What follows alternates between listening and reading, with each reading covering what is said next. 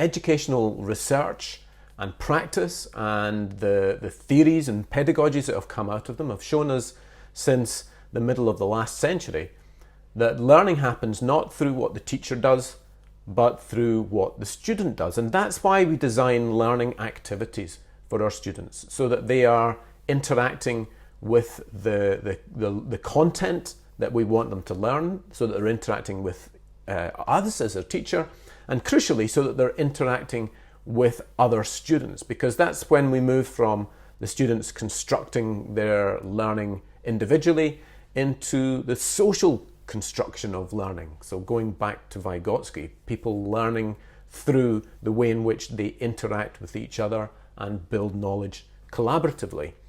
But actually, going beyond the theory, there's a lot of kind of classroom management reasons why you would want to get your students to work in groups online.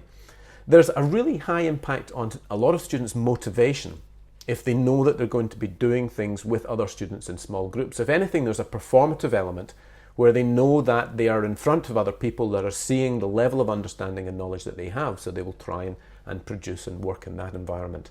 There's also a safety element, because for students in online classes, it can be quite intimidating to effectively put your hand up and say, look, I'm sorry, I don't understand this.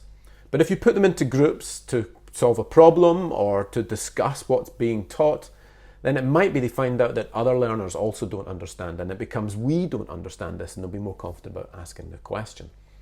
But from our point of view as teachers, getting students into groups is also quite an effective way of finding out the level of progress in the class more generally. Because what you find is when you're working with the whole class and you say, does anyone have any questions? Or, can you answer this question? You will get the confident ones, effectively the ones that sit at the front of the room, who are always prepared to speak out, and you don't reach the back of the room so effectively.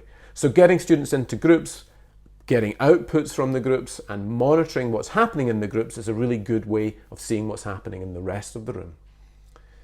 Now, managing classes, managing online learning activities so that you get students working effectively in groups is a challenge in itself. And I'll go on to talk about that in my next blog and vlog.